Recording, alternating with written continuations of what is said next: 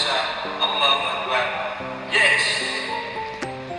Tak terasa sekarang kalian sudah naik ke kelas 5.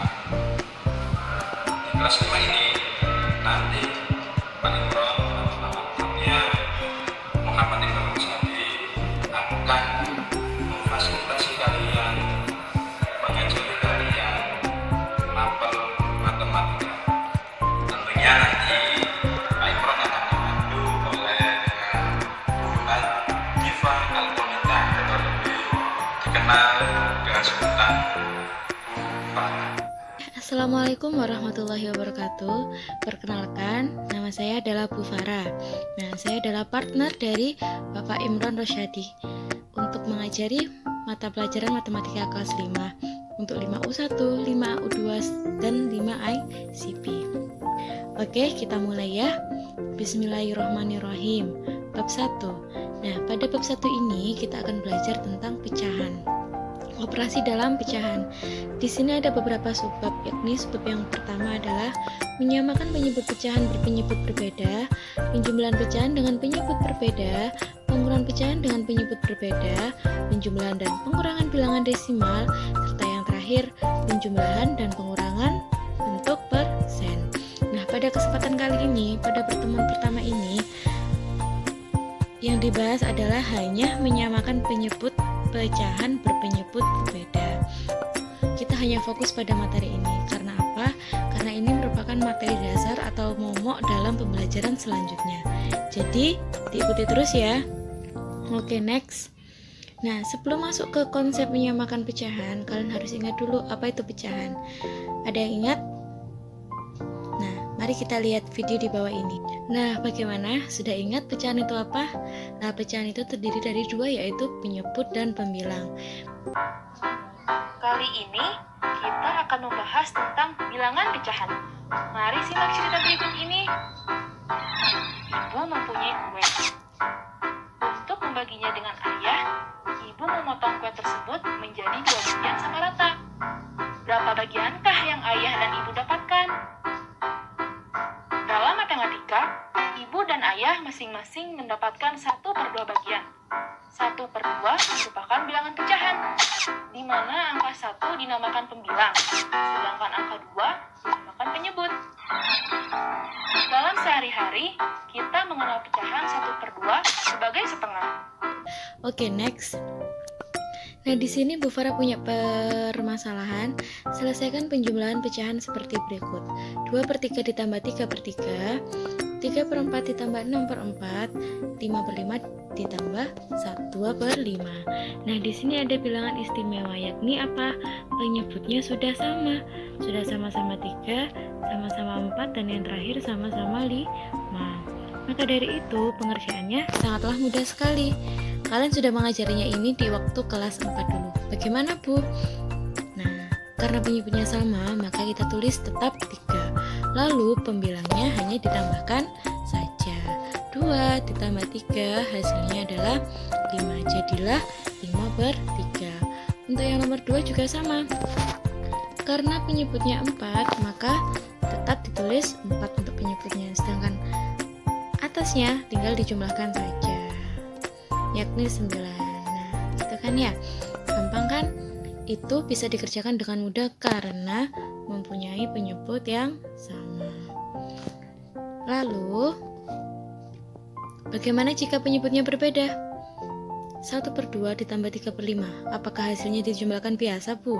1 tambah 3 sama dengan 4, 2 tambah 5 sama dengan 7. Apakah 4/7?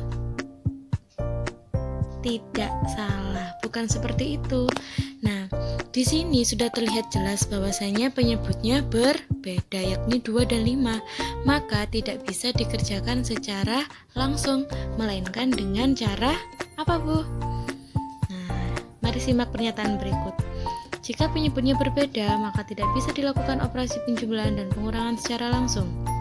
Lalu, bagaimana cara menyelesaikannya? Sebelum menyelesaikan operasi penjumlahan dan pengurangan pecahan dengan penyebut berbeda, maka kalian harus mereview atau mempelajari ulang materi konsep KPK. Ada yang ingat apa itu KPK? Yo, kalian tentunya pernah belajar waktu di kelas 4 dulu. Bagaimana caranya? Oke, lihat KPK. Sebelum masuk ke konsep KPK, kalian harus mengerti dulu apa itu KPK. KPK adalah singkatan dari kelipatan persekutuan terkecil.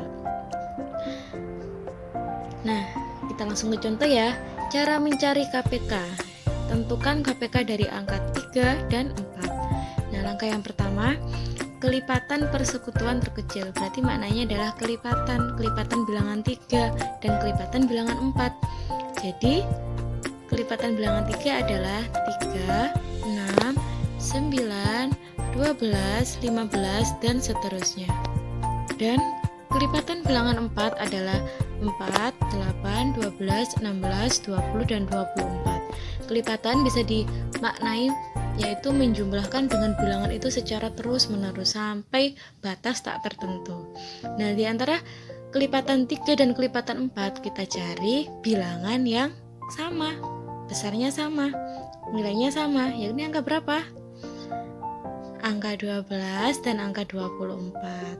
Tetapi di sini kita peroleh kelipatan bilangan terkecil yang sama, yaitu 12. Kenapa Bu bukan 24? Karena sesuai dengan definisi tadi, KPK adalah kelipatan persekutuan terkecil. Maka kita cari kelipatan yang paling kecil, yaitu angka 12. Coba di sini Bu Farah punya permasalahan 2, yakni yang pertama, sama-sama disuruh merubah pecahan berikut sehingga memiliki penyebut yang sama. Permasalahan yang pertama, 2/3 dan 5/4. Jelas penyebutnya di sini memiliki penyebut yang berbeda. Sama halnya dengan permasalahan yang kedua, yakni 4/15 dan 3/45. Penyebutnya memiliki penyebut yang berbeda. Apakah bisa langsung dikerjakan? Tidak, melainkan harus disamakan dengan penyebutnya terlebih dahulu. Oke, kita langsung lari ke permasalahan pertama. Menggunakan cara yang pertama, karena permasalahan pertama dan permasalahan kedua Bu Farah akan membagikan 2 cara yang berbeda. Oke, cara pertama, coba dilihat 2/3 dan 5/4. Nah, kita fokus ke penyebutnya. Penyebutnya adalah 3 dan 4, jelas berbeda ya, maka dari itu kita harus mencari KPK-nya. Nah, untuk cara yang pertama ini, ketika kalian mencari KPK cukup dengan dikalikan saja, yakni 3 kali 4 sama dengan 12. Kenapa Bu kok bisa kayak gitu? Nah, ketemu KPK-nya adalah 12. Kenapa Bu kok bisa kayak gitu? Karena di sini penyebutnya adalah bilangan yang kecil, yaitu angka 3, 4, pokoknya bilangan yang kecil. Maka dari itu cara mengerjakannya hanya menggunakan rumus kali penyebut kali silang. Kali penyebut kali silang. Nah, awalnya kita cari KPK-nya dulu, ketemu 12, lalu kita masukkan angka 12 ke pecahan yang baru. Nah, sama-sama 12 ya, karena sudah ketemu KPK-nya 12. Lalu kita gunakan rumus kali penyebut kali silang. Penyebutnya sudah dikalikan tadi 12, lalu sekarang tinggal kali silang. Gimana Bu kali silang itu? Oke, kalian perhatikan. Nah, ini yang dimaksud dengan kali silang, atas kali bawah secara silang. 2 kali 4 hasilnya berapa anak-anak? 8. Kita tulis saja di atas itu. Nah, terus yang satunya jangan lupa dikali silang juga, yaitu 5 dikali 3, hasilnya berapa anak-anak? 15. Sudah selesai. Nah, ini adalah pecahan senilai, atau kalian bisa melihat, nah, penyebutnya sudah sama-sama 12. Maka dari itu permasalahan 1 selesai. Oke, sekarang kita lanjut ke permasalahan kedua. Menggunakan cara yang kedua. Apa bedanya Bu dengan cara yang pertama tadi? Nah, sekali lagi kalian harus fokus ke penyebutnya. Tadi penyebutnya adalah 3 dan 4, merupakan bilangan yang kecil. Maka menggunakan rumus kali penyebut kali silang. Sedangkan dengan cara yang kedua ini, penyebutnya adalah bilangan yang besar sekali, yaitu 15 dan 45. Tidak mungkin kan kalian mengkalikan nanti mengkalikannya untuk mencari KPK, karena nanti hasilnya akan semakin besar dan semakin susah untuk dikerjakan. Maka dari itu kita gunakan cara yang kedua, yakni menentukan KPK lewat yang diajari Bu Farah tadi. KPK dari angka 15 adalah 15, 30, 45, 60 dan seterusnya. KPK dari 45 adalah 45, 90 dan seterusnya. Nah, lalu di sini ketemu. Nah, kelipatan yang sama adalah di bilangan 45. Maka KPK-nya adalah 45. Nah, di cara yang kedua ini bukan memakai rumus kali penyebut kali silang, melainkan rumusnya adalah bagi bawah kali atas, bagi bawah kali atas. Nah, gimana Bu caranya? Oke, kita lihat ilustrasi ini ya. 15 dan 4 per 15 dan 3 per 45. Nah, sekarang karena sudah ketemu KPK-nya 45, maka kita masukkan ke kedua penyebut tersebut. Lalu bagi bawah kali atas. Apanya yang dibagi, Bu? Nah, satu-satu ya. 45 dibagi bawah. Bawahnya yang mana, Bu? Ya, yang ini penyebutnya. 45 dibagi 15, hasilnya berapa? 3. Lalu dikali atas. Mana atasnya, Bu? Ini dia pembilangnya. Nah, 3 dikali 4, hasilnya berapa, Anak? 12. Kita taruh di sebelah sini. Nah, paham ya? Begitu juga dengan sebelahnya. Bagi bawah kali atas, berarti 45 dibagi 45, hasilnya 1. Lalu dikalikan atasnya, yakni dikalikan 3. Hasilnya berapa, Anak? 3. Nah, sudah selesai. Nah, di sini permasalahannya sudah selesai, yakni penyebutnya sudah sama. Maka konsep menyamakan penyebut bisa dikerjakan dengan mudah kan ya, memakai dua cara yang tadi, yakni cara kali penyebut kali silang untuk penyebut yang memiliki nilai yang kecil, dan cara yang kedua memakai rumus bagi bawah kali atas untuk kasus penyebut yang memiliki nilai yang besar sekali. Oke. Nah, next. Gimana? Mudah apa susah? Ayo, gampang tentunya ya kalau kalian terus berlatih. Nah, alhamdulillahirobbilalamin, materi yang kali ini sudah selesai, sudah disampaikan. Jadi, Bu Farah tekankan lagi, materi ini sangat-sangatlah penting untuk kalian pahami, karena di materi-materi selanjutnya akan selalu membutuhkan materi ini. Jadi tolong dipahami ya, dan diulang-ulang terus jika masih belum paham. Oke. Sekarang lanjut kuis. Nah, silahkan like video ini untuk keaktifan kalian dalam melihat dan mempelajari materi pada hari ini. Lalu, silakan memberikan komentar apapun atas penjelasan yang sudah disampaikan pada kolom komentar YouTube di bawah ini.